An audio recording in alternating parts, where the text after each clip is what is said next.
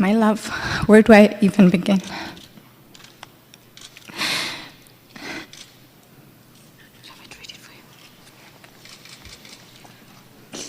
I'll read it on her behalf. My love, where do I even begin? A few years ago, I met my 6-foot Prince Charming. Just days after the burial of Kenya's former Prime Minister Raila Odinga, a familiar name has resurfaced. Lwam Bekele, the widow of Raila's late son Fidel Odinga. Bekele, who was notably absent during the national mourning and burial ceremonies of the ODM leader, has now reappeared. According to a Gazette notice dated Friday, October 17, her name has emerged in new court filings involving a case connected to the Unclaimed Financial Assets Authority.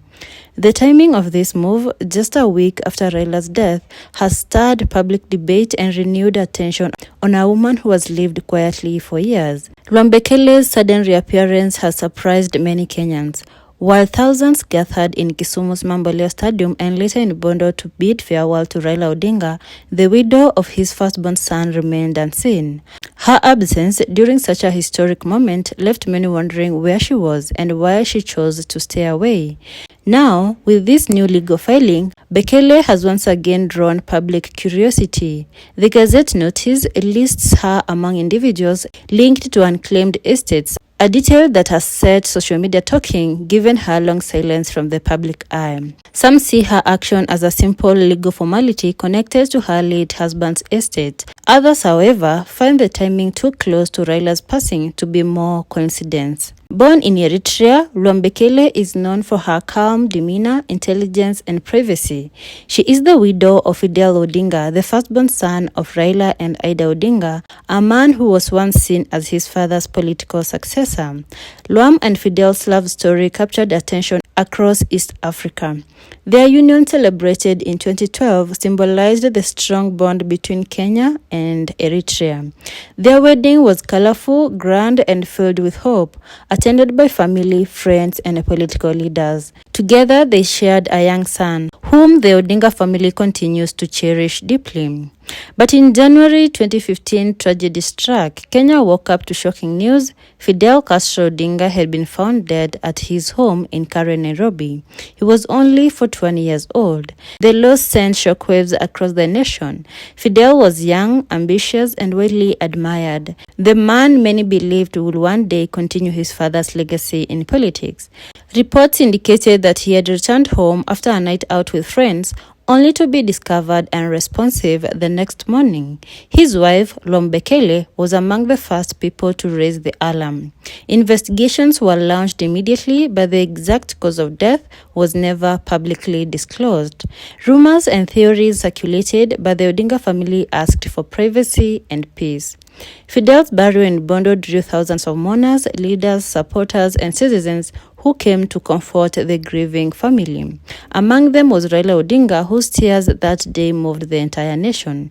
It was a painful moment that left a permanent scar, not only for Raila and Ida, but also for Lwam Bekele, who had lost her husband, her partner, and the father of her child. After Fidel's passing, Lwam Bekele quietly stepped away from the public spotlight. She devoted her time to raising her son and rebuilding her life, mostly away from Kenya's political and media attention. While the Odinga family remained active in politics and national affairs, Lwam chose a different path, private and quiet existence. For years, she maintained silence, never speaking publicly about Fidel's death or about her own life thereafter. To many, she became a distant, almost forgotten figure, remembered only when conversations about Fidel resurfaced. But now, nearly a decade later, and just days after Raila Odinga's burial, her name has reappeared in official documents. The Gazette notice from the Unclaimed Financial Assets Authority lists Lwam Bekele as part of ongoing proceedings related to unclaimed estates. While details of the case remain limited, the coincidence of timing, coming right after the passing of her father-in-law, has reignited public interest in her story. Many Kenyans have taken to social media expressing curiosity, support, and in some cases, criticism. But others have defended her, saying she has every right to pursue legal matters connected to her late husband. For the Odinga family, the past few weeks have been among the most difficult in their history. The death of Raila Amolo Odinga marked the end of an era, the passing of a man who fought for democracy, justice, and unity in Kenya. His final journey to Kisumu and later Bondo drew millions of mourners, from leaders across Africa to ordinary citizens who had been touched by his decades of sacrifice. Even former US President Barack Obama, a longtime friend of Raila, sent a heartfelt message of condolence, calling him a man who stood tall for freedom and fairness. Yet, amid this mourning, the quiet reappearance of Fidel's widow adds a new chapter to the Odinga story, one filled with reflection, curiosity, and emotion. Lwam Bekele's resurfacing is not just a legal move, it's a reminder of the deep connections, pain, and legacy surrounding the Odinga family. For 10 years, she has lived away from the public eye, guarding her privacy and protecting her child. Now, with her name once again in official records, the nation remembers her, not as a controversy, but as part of a story that shaped Kenya's political and emotional history. As the Odinga family continues to mourn their patriarch, one thing remains clear. Their story, marked by triumphs and tragedies, continues to capture the heart of our nation. These are children of Rosemary. Ali is the son of my late son, Fidel Castro Odinga. He's the one who is not here with us today. A Nairobi court has ordered a DNA test to ascertain the paternity of twins allegedly fathered by the late Fidel Odinga. Now, Lwam Bekele, the late Fidel's widow, has denied that the twins were sired by her late husband, further saying that her son is the only heir to the deceased estate. Fidel's mother, Ida Odinga, wants the twins listed as his dependents. Odhiambo Odinga arrived at the church accompanied by his father, Prime Minister Raila Odinga, to receive his bride, Lwam Bekele, from the Eritrean community. The two exchanged their wedding vows in a simple, colorful, and private ceremony, attended strictly by members of the family of the bride and groom. Then followed a light photo session in the company of their parents and close relatives outside the church.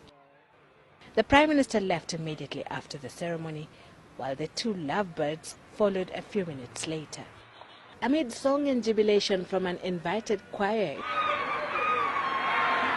2007, Fidel had wedded Veronica Wanjiru Ng'ang'a in a customary Kikuyu ceremony, only for the two to divorce later after what was said to have been irreconcilable differences emerged.